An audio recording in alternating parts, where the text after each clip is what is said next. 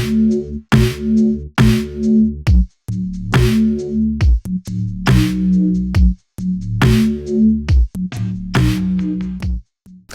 Dad, so this is episode 2. We did one episode and now we've made it to a second episode. Last week we talked about the game of the impossible, basically the premise for I think yours and my life ethos, but also the premise for us beginning this podcast. As we promised, we were going to talk about the true north, or rather anchoring on the true north today. So maybe start by telling us, what do you mean when you say anchoring on a true north? In the olden days, Leon, before any ships set sail, the navigators and the captain would first find out where is true north. Once they know the true north, then they will set the directions. When they set the direction and they get all the bearings right, then they know exactly where they're going. Without the true north, they cannot set the direction, they cannot set the bearings. Only then when they have set it, then only they do. Without that, they will be lost, directionless. So it's the same with people. So if any organization want to transform themselves, people want to transform themselves, countries want to transform themselves, much the same way, they must set the bearings right where they're heading. Once they know that, then it means to anchor means that is how you anchor it. That's where you're heading, then you can prioritize. Meaning anchoring means you prioritize on things that will move the needle so that everything in that organization, in that country is focused on achieving, going towards the true north. That's a very simple concept. How do you apply that? Or rather, how do you then determine what is a worthy true north to pursue? Yeah. The first thing that you have to do is to get the collective leadership to sit down to determine what is a true north that they want to pursue. Because many people have very different ideas of what to do. That's why I use the term collective leadership. In the same way, as in the olden days, the ships before they go, they all sit down and determine where true north and set the bearing collective. So they all need to, once they debate, they put the data on the table, argue what's important for them. Then at the end of the day, and perhaps even a week, they can debate and argue it. Then they said, okay, we have a consensus. I think you have to make sure you get a consensus. Of course, the boss have a very big stake in the ground to say this is where I believe we should be going. But you really need the total, complete collective leadership to say, we agree with that. The consensus is key where you're heading. Yeah. You know, I've been wondering a lot about I'm one person who I like to set goals, and I tend to orient my actions towards a goal that has been set. Leon, yeah. But one thing I've started to think a lot about, there's a book called Atomic Habits by a guy called James Clear. James Clear. And his thesis is that his famous quote from that book is that we don't rise to the height of our goals, but rather we fall to the quality of our systems. So he argues that it's great to set goals and to have a very clear true north. But actually what is more important is that we have then the systems to allow us to achieve those goals. His point is that if we are focused purely on the goal or the outcome, that oftentimes we either, number one, we might achieve those goals, but they might not be sustainable, which is a bit of what we touched on last week. But the second point is that if we don't have a system in place or a focus on what are the habits in order for us to do that thing consistently, without that we might not even arrive at our true north or arrive at our goals to begin with. So that's been something that has challenged my thinking a little bit. And I have seen some value actually. So this year I have been thinking, instead of doing a New Year's resolution, a big kind of outcome that I want to achieve in the year, I've been focusing more on what are daily habits that I can take on that would make me the type of person that would accomplish those goals. Yeah. What do you think about that? That's a very interesting idea. It's not any different from what I think too.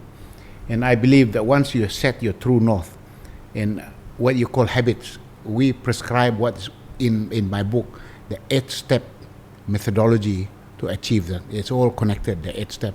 And that's the method in which you do it. For example, let me take the example. The first step is to get the consensus among the collective leadership to agree the game of the impossible. And second one is to make sure that you already agree that the game of the impossible must be your numbers are clear, the targets you intend to have, they all agree. That's normally done in a one-day workshop. The second step is, having now agreed that, then agreed a few focus areas, the priorities that are going to be done in order to achieve that. Then we run laboratories. That's a step. That normally is interdisciplinary. We get the marketing people, the sales people, the HR people, the IT people, the operations folks. They all come together in a teamwork to then say, these are the 6 or the 7 priorities that we're going to work in. They then have 6 or 7 laboratories. They all contribute toward identifying the actions that needs to be taken to make sure that these things will be done. If they do this, they will achieve the true north. And the third step is to make sure that you have an open day, meaning to say that you engage everybody else in the organization to bring them on board with the idea of where the true north is. These are the priorities to make sure we go, and how is everyone in the organization fitting into this. And so they come to an open day. After we've done that, we had the fourth step, and that is when we will say to people, now that we're very clear about the true north and the priorities and the action steps, we now write a book. We call it the blueprint or the roadmap. Write a very succinct blueprint and distribute it to everybody. So the idea here is you have a common hymn sheet, and that's what you mean by everybody understand the same thing right from the top to the bottom and the side. Everybody is connected to the same hymn sheet. That's how you get people to have the same habit. When they sing the song, it's the same tune and the same song. Then you move into the fifth step. From there, you then begin to break down the goals and cascade it down into key performance indicators. So that's cascading the KPIs throughout the organization for various departments and individuals throughout the organization. So everybody knows how the true north is translated into targets on an annual basis for all the departments and all the individuals within the company. And that's what they will do for each year. And that's being tracked. Then we move to the sixth step, implementation. We have a dashboard, and in this board, everybody will see it here. There's traffic lights for who has done it, and if you've done it for the week, it will come green. If you haven't done, it's red. If you already done partial, it's amber. And why is that important, the monitoring and tracking? Is because you want to solve problems. So to what you call habit. Every week, there must be problem-solving sessions. Everything that's red color, people are sitting down week upon week upon week to solve the problem so that the things that are red then can be converted into green in implementation. And then the seventh step is every year you want to do an audit and validate the numbers, because you don't want people to cheat. They say they achieve it, but actually nothing really happened on the ground. So you must have a validation process to check that people really do it. And finally, the eighth step is to make sure there is, at the end of each year, there's an appraisal of the performance. Every department, every individual, every divisions are then appraised on how they have performed. And then you produce an annual report. And this is the then published, and it is this performance appraisal is determining reward systems, who gets rewarded and who gets consequences from it as a result of not delivering results. So if you like, in what you call system, this the 8-step system, and every single one of them emanates from the true north. Because without that, then you can't have this pyramid of things that needs to be right. At the top of the pyramid is the definition of the true north. And underneath the pyramid are the various 6 or 7 priorities. We call them the pillars. And below that, then these are then what we call then the iconic projects that contribute towards that, or called programs that contribute towards the pillars. And below that, it's then the implementation, the monitoring. And that's how I believe the system, when you do this, and if you repeatedly do this over time, the organizations get it. It becomes a culture. The culture of the organizations become transformed because they're disciplined in the way they do it. They have the stamina to go and chase and do what they have to do. So in this case, culture is solidified actually by way of doing. Doing, absolutely. Because I think a lot of other people would argue that you start with culture, and I think in a way you do, because you're starting with the true north. That in a way actually sets the tone for the culture that we are hoping that our teams will adopt. But actually you don't fully realize that culture until you begin to start doing the thing. Absolutely. Now I have the view that there are two types of methods to do transformation. There's one group of people that say, let's begin with changing the being. Change the culture, and then the culture will then drive the doing to get the results.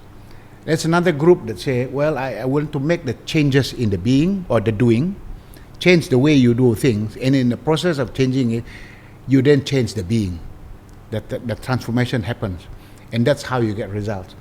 And I am of the view that the second one gets the result quicker than the first one.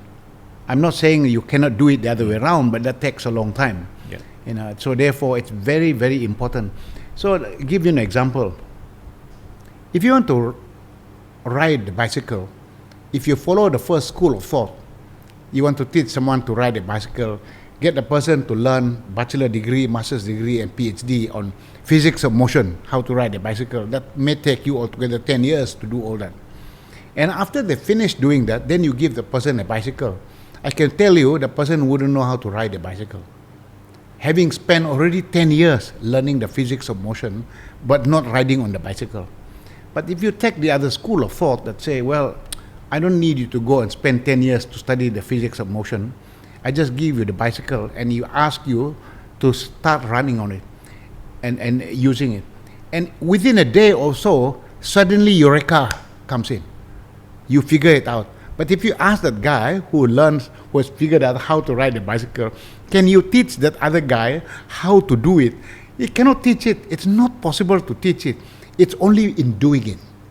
When you do it, Eureka sets in. But it's very difficult to explain exactly how to ride a bicycle, because there's a lot of things that happen on the bicycle before you figure it out. And so that, I think it's a very simple way to do it. So if I take the example here, the first method would have taken you 10 years to do it. The second method would take you probably a day to do it. And so I am of the view that changing the doing leads to the changes in the being. And that way you get big, fast results. You and I, we are both trying to get better at tennis. I think you have been doing a better job lately in being consistent. Not really good. I'm trying.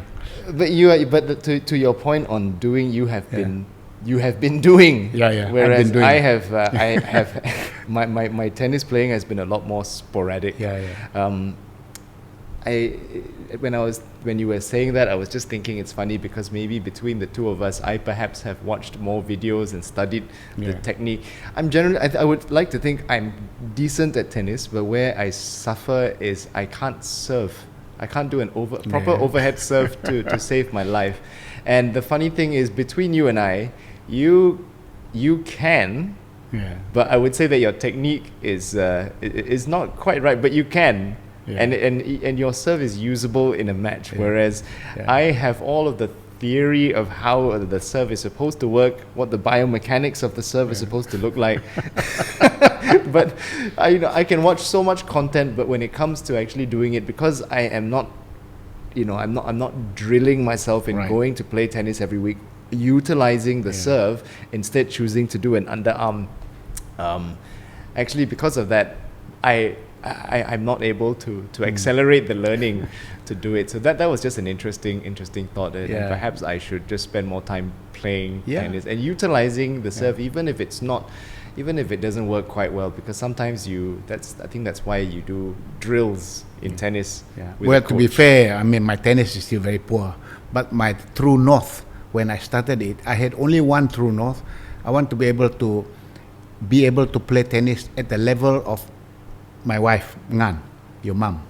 That was all I wanted to do. I didn't mean to become a champion of sorts, because I used to be a badminton player in school and also learn squash. They're very different sports compared to tennis. So I then called the coach. His name is John. I said, John, I want 4 days of lessons from you every day. So every day for 4 days, we sit down there and you work with me and we do. And you tell me a little bit and you tell me what I'm doing right. But every day we did. So I had a crash course for 4 days. After that, I never saw John. And then from there on, I started playing with Ngan. So the two of us play. And so our objective is not to make life difficult for the other. So make sure that we hit the ball nicely to the other person so that the return is there. Because tennis can be a very frustrating game because of the mistakes that you didn't make. So our objective, our true north is to play the tennis so that we keep long rallies. So that is what we want to do. We want to do it with pleasure.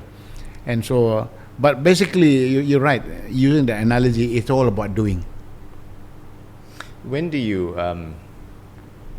know that it's time to do? I think why I'm asking this question is there are some contexts, like my current context, I think in church, because we are a much more nimble team, I have seen the value in being quicker to move something or a project into action, even if the research hasn't quite been dialed in. Our stance is, as long as you have some semblance of research to justify that this might work, just do it. It's essentially this cycle of recursive refining and improvement, and so that's what we do at HTBB, and it's been great. We've achieved a lot of great things because we're able to execute.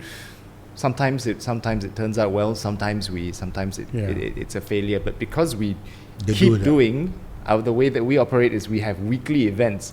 So you have weekly feedback to go again the next week. So that's been very good for us. But then I think back to when I was in corporate, and you're working with clients who are perhaps a little bit more bureaucratic. How do you find that balance then of encouraging them, even if you want to move into action? How do you encourage a client who doesn't maybe operate that way, a bit more conservative, to also do the same? I suppose the thing that we do is that I would do it with the client, and we have a 1-day session with them, really teasing out the client what's their definition of true north for the project. Because what if you're not agreeing with the client on true north, then you are going to spend a lot of time doing a lot of correction because you're misaligned in expectation. So I would say spend the first day really going with the client to nail down the true north. What exactly are they trying to do for the campaign, whatever the campaign is that you intend to do. Once you agree during that session, then you agree what are the priorities, the things that we intend to do in the campaign to make it successful the way they want to do it. So then you said, okay, I kind of understand what you do now. My team and I are going away and coming up with details. And we're going to run 6 weeks of laboratory, and we want your people representative from the client with us. So we don't, you were working with Leo Burnett before, and I'll take the example. Leo Burnett will run the labs together with the clients. So you are together there, making sure that every single initiative. So as you do it, there will be 3 check-in sessions. At the beginning of the lab, you bring in the CEO and the managing directors and also the top team to make sure they give their input into the lab. Halfway through the lab, which is 3 weeks, you bring them in. Then you present to them, this is what we've done so far. Can you give us any constructive feedback? Areas you want amended, areas you want to be dropped, any new areas you want to be incorporated. Then you go into the second half of the lab, which is in the remaining 3 weeks, to refine it to get the things that they want. After you finish doing that, you bring them back and to go through exactly the finished product in the draft form to get the finals. And then you can say, oh, we want minor changes here and there. Then you make the changes here and there. So if you like, there is no surprises. If you do the traditional method, you have a terms of reference. Leo Burnett will go out and produce the output, and at the end of the work, maybe 4 months, 2 months of project, you put it out today. There's a lot of surprises. Because the method that we use was iterative. When you do it 3 checkpoints with them along the way, you'll find that the changes are already incorporated as you go along. And so if you do that, then you will not make a lot of mistakes in the things you do. Then I always tell the client, don't be so worried about have we got it perfect. Our approach is always telling the client right up front, in implementation, there is always a rule of 1/3, 1/3, and 1/3. 1/3 of the things that we implement coming out from the laboratories, from the plants, will be implemented exactly as we plan. Another third is going to be refined based on realities that we discover out there. And another third is completely new, we haven't even thought about. And so that means when you begin that conversation with the client, they understand that you don't have to get it perfect. You don't need 6 months to put the plans perfect, because in implementation you're prepared to make adaptations along the way. And if you do that, you will find that the client will become a lot more relaxed about it, because then they wouldn't be so regimented right up front. They're much more versatile and be prepared to be adaptive in implementation.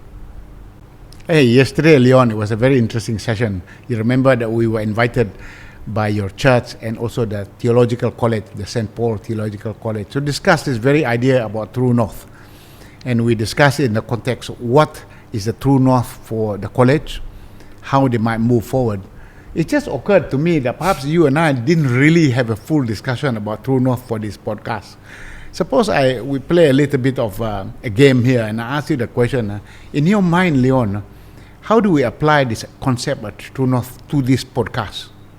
Yeah, so actually yesterday was a great refresher on, sometimes I can have a different take on True North to you. So your True North is very tied to the game of the impossible. Mm-hmm. In line with James Clear's thesis, I'm staring at our True North right now. I developed a True North actually for this podcast, but this True North is very different to the True North that we would normally evangelize. So the type of True North that I put here is not necessarily tied to something that is an impossible goal, but I'll read it out for you. So there are two components to this True North. For me personally, it is to schedule deep and insightful conversations with my dad. I'll talk a bit more about why the True North has been set that way. And then for others, to create a movement or a collective, rather, of transformational leaders equipped and inspired into action in their homes, schools, and workplaces. But it's worth thinking of a True North in our classic style. So I don't know, if you put it like that, I would say that maybe, okay, how about I want this podcast to be the leading resource for equipping I leaders. think so. Yeah, I would both say that. Christian leaders and business leaders. Yeah. I would say Malaysia, but if we want to play the game of the impossible, then let's say globally. Yeah, because podcast is no boundaries. And so I think you can stretch it. If we make it very successful, then it become a hit. So to my mind, the True North will become a leading resource, global resource for bringing people towards cutting edge on transformation. And that really is. And when I say cutting edge, it means from two perspectives. One is from an older generation and from a younger generation. I'm the older generation, you the younger generation. From those two perspectives, we will get the younger people drawn into it because of the vibe that you bring in there, and the older guys, people like to associate more with the things I do. So I think you will have a leading resource on transformation that we do here. Leading in a sense that the cutting edge is because it's seen from two perspectives. And that's why I really like the fact that you wanted this. The idea was yours, trying to do it, so it would be wonderful.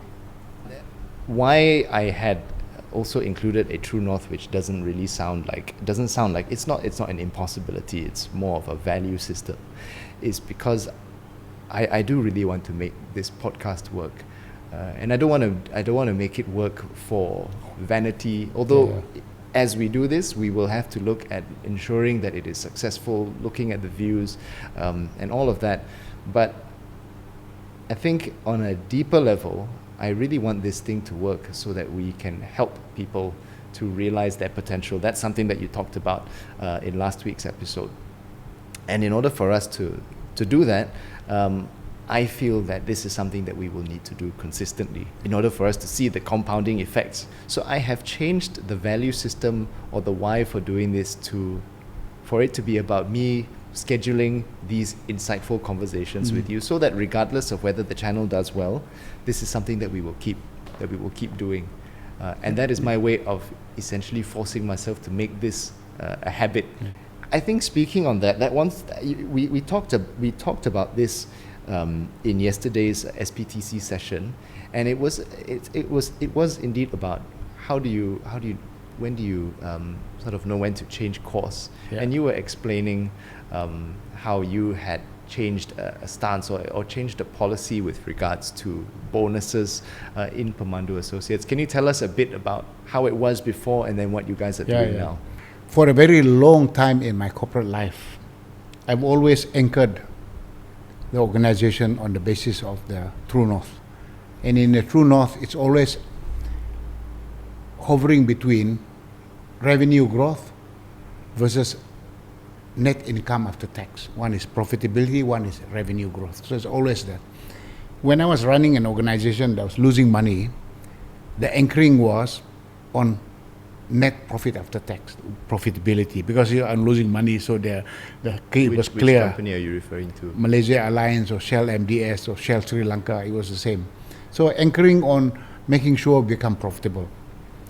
And then we decided to align our reward system and bonuses and incentive based on that. And the method that I traditionally use is to rank the top team from number 1 to number 13, one by one, who is the highest in contributing towards net income after tax and lower. And at the same time, based on the measures, the ones not related directly to the net profit, like the support functions, a different measure that's given to them, but it's a ranking. We also rank the staff performance through the appraisal, the KPIs are set out to them on an annual basis based on the normal distribution curve. So the ranking is a very stiff way of making sure it works. And we reward people according to that system. And many of the experiences I've had in the past, that it did deliver great results. But it also brought in a lot of tensions within the organization. People didn't feel belong because particularly the guys at the bottom of the list, there's a lot of grumbling and moaning and complaining about it. And during the pandemic, I had a lot of time to think about, why don't we try something entirely different? So in Pemandu, we decided after the pandemic to change our system of rewarding. We say we don't rank people anymore. We don't do staff appraisal for them on performance. We do appraisal on competency, but not on performance. We pay people the same, but we then give them stock options equivalent. We call it virtual equity units. The more senior you are in an organization, the more units you hold. It behaves exactly just like the way in which we were performing stocks. Very interesting what has happened when we started to do this. We tied it to dividend payment on a quarterly basis. So if the company, Pemandu Associates, make good profits, we declare on a quarterly basis. We then announce the dividend to the staff, and they immediately see on each quarter they will get the dividend. It changes behavior big time. The first thing that I saw was people were really looking at the P&L, the whole organization. And we used to have annual event that we bring everybody together at the end of each year to celebrate success, to learn from the past year. And they choose locations. One time we went to Bali, but the last time after we did this, they choose not to go overseas because they were concerned about costs.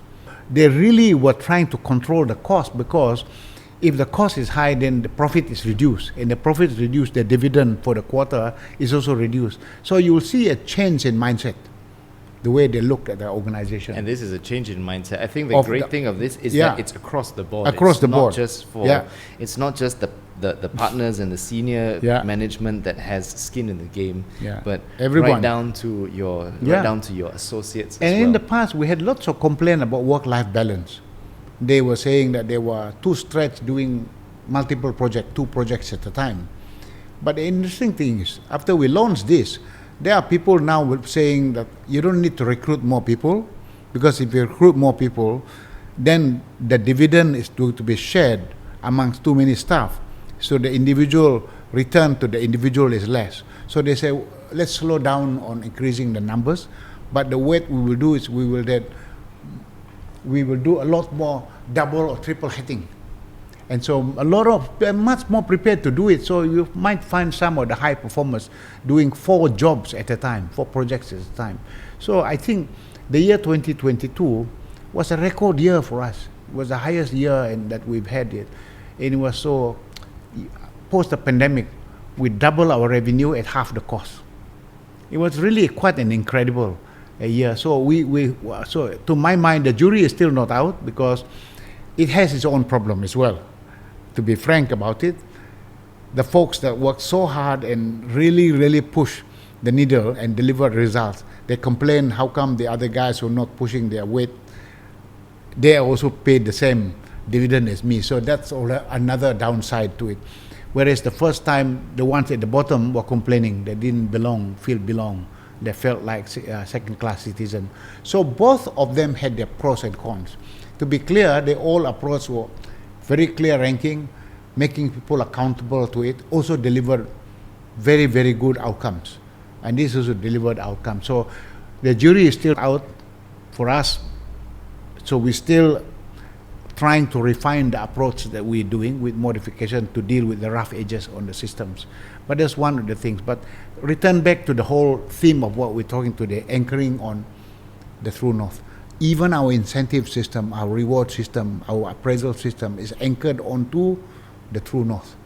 And if you start doing that, then you will see much alignment in the way the organization is being run and how people are rewarded. So you might have a fixed true north, but sometimes, like in this case, your reward system may be a pillar of that. You find that you might need to change course, and then as you're saying, you have changed the model, but you're also admitting that, for all you know, based on the feedback, we are also open to potentially revisiting the old model as well. But obviously, in making changes, you are going to have certain camps who there might be resistance from different camps. In the case of, let's say, for the sake of argument, we were to return to the old model, that would be changing from one to another and then back. How do you deal with people maybe thinking that this is flip-flopping and not staying true to the principle of a true north, of here's your true north and we continue to head towards it? To be clear, the main resistance, the ones that want to flip to the old way of doing, are the new guys in the company, because they haven't experienced the old way in which we did it. They believe that the performance based on ranking should be the way to do it. But the folks that have been here during that time, they know that there were good and bad associated with doing that. I think the way in which we will go out and we'll declare clearly, this is what we used to do over the last maybe 9 years, we have been doing it that way, bringing everybody onto speed with it, and then identify the areas where there were weaknesses in the system. And we make refinements and changes in the areas to make sure it is fit for purpose and people are suited to it. We were very direct and robust in the approach. For example, when we did it in Pemandu, I had 13 partners. Every 2 weeks, we ranked them from number 1 to number 13, every week on net income after tax. And if you are number 1, you get more bonus. If you are at the bottom, you get very little bonus. But we also made it clear that at the end of the year, the bottom 2 will be demoted. They lose the partnership. We promote 2 from below, like Division 1 in the English Premier League, to then join as partners. So that in itself caused quite a lot of resistance and tensions, if you like. What the negative side of it is that people began to be too kiasula, too competitive, and there was less collaboration. And so you have to find a way in which you do want them to be kiasu, you do want to be highly competitive, but at the same time, you also want to encourage collaboration amongst them so that they will all drive the performance of the whole organization. So I think making sure that there are changes to that. And I do believe, Leon, the top people in the world, the champions, I believe the champions in the world, corporate world, or even in societies, the real champions are those folks that can introduce a new way of competition and a new way of collaboration. That is why the Beatles arguably the best band in the world, because the four of them, they really compete amongst themselves, but they also really collaborate. And so in the same way, you will find that happened with Pink Floyd too. And the problem with this is that because you are running a collaborative mode, at the same time competitive mode, you are walking on a very fine line. And if you break up, sometimes their relationships irreparable, which is why the Beatles never came back. They never were reunited like many bands, because I think they're walking a very thin tightrope as they were doing it. In the same way, it happens with Pink Floyd too. That is why you'll find that Roger Waters sued the rest of them and vice versa. And so when they removed him from it, he sued the rest of the Pink Floyd guys, and they went to court on it. And so there were a lot of problems. Even the Eagles had the same problem. How did it become so popular and so successful? Because they introduced a new mode of competition and a new mode of collaboration. I think about managing talent, managing resource in the same way. So on the one hand, I have the system called the highly competitive system. The other one was highly collaborative, where we use a longhouse concept, they collaborate. But they can find a way infuse the two together, the competitive, the kiasu side, but the highly collaborative, and find a formula in the middle that can walk the right path. I think we can become champion. That's what we are trying to do here. Yeah. But I don't want to go down that path until I really have mastered the art of the collaborative side first. I want to learn how to do that. I'm very confident about the competitive side that we've done for a very long time. But this is new. We've only done it for 2 years. But I do want to go and experiment that a little longer. Then I infuse the two together. Then we can put the new mode of competition and the new mode for collaboration. Yeah, that got me thinking about my context. So for us, we obviously cannot really promote competition as explicitly as we would in a corporate setting. Naturally, being in ministry, it's very collaboration based. I have wondered what would it look like if a ministry team were to have certain structures in place that would facilitate healthy competition. What could that look like in a ministry context? I mean, for us, we can't really say, because we're a pretty small team, and how our structure is such that we don't have multiple teams serving the same function, and so you can't compare one team to another team because everybody does very different things. So naturally, there isn't avenue for competition anyway.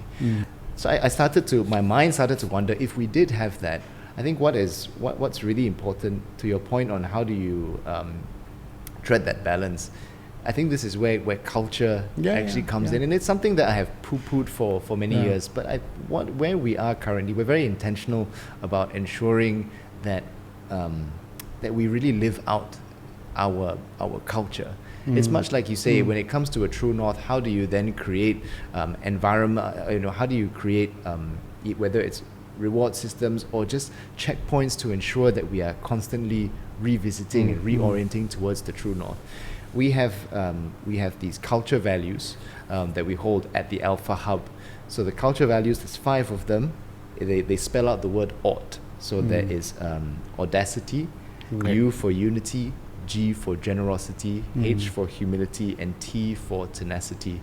So our version of this is that it's not just something that we talk about, that the leadership talks about once in a while, and then we get on with our job. And what I have found in some other workplaces is that you have culture values or an ethos, but that is stuff that we just talk about. It doesn't really play out in our day-to-day. So we have these culture values. We do a monthly touch point where we will unpack one of the culture values, a refresher on what does it mean to be an audacious team, what does it mean to set audacious goals, for example. So we have that. That will consist usually of a talk, and then after that there will be discussion as well, so that as a team we get to reflect on that. And what I found is very useful in doing that is that, let's say if for whatever reason there has been maybe an event, maybe there has been a conflict, and for example, let's say the topic is on unity for that week.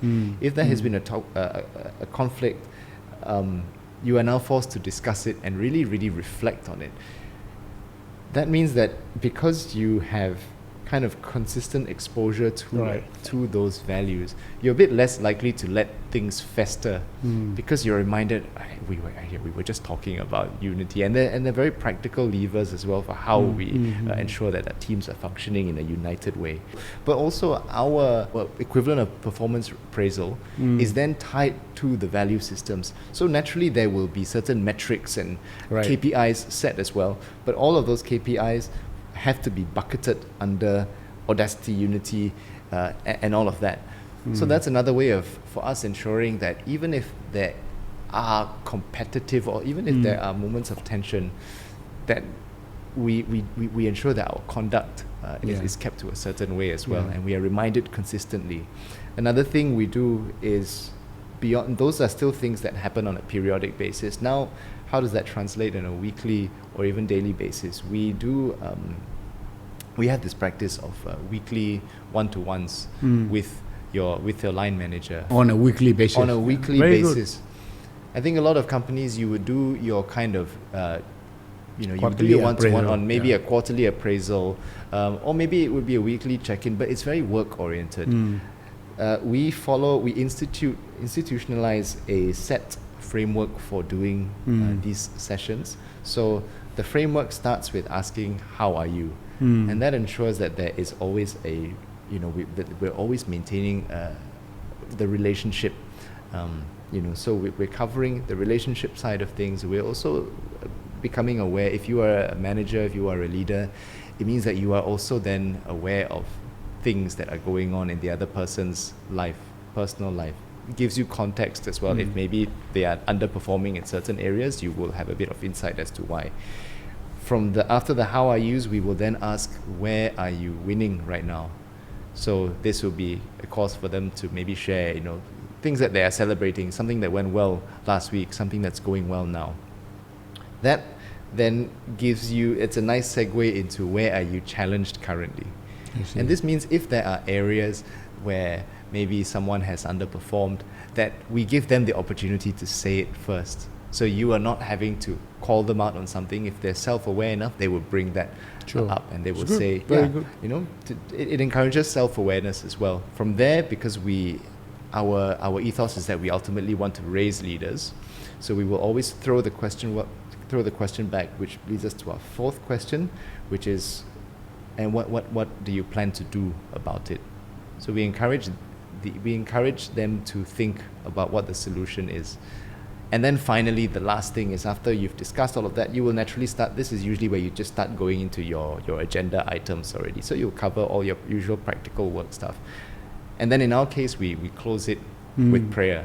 And closing it with prayer for us is probably not that applicable outside a church context. But for us, it's really helpful because it means, let's say, some of the agenda items maybe were a bit heated and maybe there was feedback. We like to imagine that during the what were you challenged by, most people would bring up and have the self-awareness to bring up areas that didn't go so well. But sometimes they would also need to be called out on things that they didn't realize. And let's say if the conversation didn't turn out so nicely, the fact that you've got that last bit of how can I pray for you, it helps to disarm once again. So I found that to be a very useful framework. And because you have that weekly check-in, you have less room to hold resentment against your boss. But likewise, if a boss has things that are maybe they would like to feedback, it's not so awkward to think, how do I now have this conversation? Because it's an instituted fixed you're going to have the checkpoints on a weekly basis. It's very interesting. What's your proudest maybe project where you really saw a true north realized? In 2010, when I was a minister in the government, we were asking questions about what can we do with Greater Kuala Lumpur? So we ran a lab in 2010. It was August 2010. It's called the Greater Kuala Lumpur Lab. And we set inside the lab the True North. The True North was, by the year 2020, that's 2010, huh? By the year 2020, or if we don't achieve it, move into the year 2030, that we want to make Kuala Lumpur among the top 20 most competitive cities in the world, the most attractive, able to attract talent, capital, and resources into the city. That was one. Second True North was, by the year 2020 or 2030, among the top 20 most livable cities in the world. And that was the True North. So we ran the labs. It ran on. In fact, the lab ran on for 8 weeks. We had a lot of people sitting out there. We asked them the question, what are the things we need to do in Kuala Lumpur to turn it to become the top 20 most competitive cities in the world, top 20 most livable cities in the world? And we came out with 4 key pillars. One was turning it into as a magnet for talent and magnet for capital and trade. So there was a strand of things that was needed to do that. And we gave birth to a company called, in the lab, Invest KL. We hired a gentleman by the name of Zainal. We gave birth to the company Invest KL. We told Zainal, you are the CEO. For the next 10 years, your job is to go and look at 100 multinational companies from the region and attract them to come to Kuala Lumpur. If they are in Singapore, convince them to leave Singapore and come here, make them the regional hub, to make it into a regional hub. And we also convinced everybody to find a way how to bring a lot more investments into Greater KL, investments into KL. That was the charter we set out. So we gave him the targets to do it. By the way, after 10 years, he achieved more than the number. I think the 152 companies that were relocated from outside the region to move their whole regional office from other cities into Kuala Lumpur. I give you one example, Schlumberger. Schlumberger left Singapore as a regional hub to move to Kuala Lumpur. That was credit to what does. So it really did happen. The second pillar, what was born during that period, was called Connect, which is connectivity. Because we said there were 6 million, at that time we had 6.2 million people living in Greater Kuala Lumpur. The estimate was by the year 2020, it will balloon to about 10 million. And if we don't change public transport, and the city will be gridlocked. And so it was important to introduce public transport. And so we then, during that same period, we came with the MRT concept. The MRT concept was born in that lab. We knew exactly how many lines it will be, the first line, the second line, and the third line, which is the circle line. And if we were to do this, we will make sure by the time we finish the circle line, we will be able to make sure that at least 40% of the people who live within KL come to the city by public transport rather than driving in. And so the other thing that we did was we had 1,500 buses that came down from south into Puduraya, and we also the northbound buses from Penang, etc. They come to Puduraya, and they were choking the city because all those buses were coming in.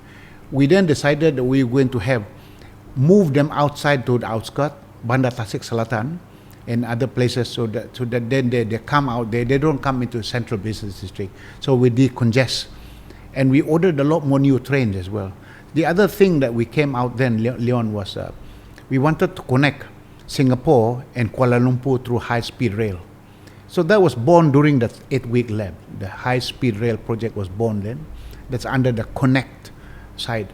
The third one was we wanted to introduce iconic places so that people can enjoy living in the city, and wanted to clean the river. So we wanted to clean the river, so the River of Life was born during that period. Cleaning it so that we then cleaning the river, put places for people to lepak in around, and restaurants and bar. So the fourth aspect of the pillar was greening the city. That means we had to plant 100,000 trees within Kuala Lumpur. And so we told the mayor, your job for the next 10 years to make sure that the city has more than 100,000 trees to be planted. And so we gave them the resources and funds, and they have actually planted more than 100,000 trees.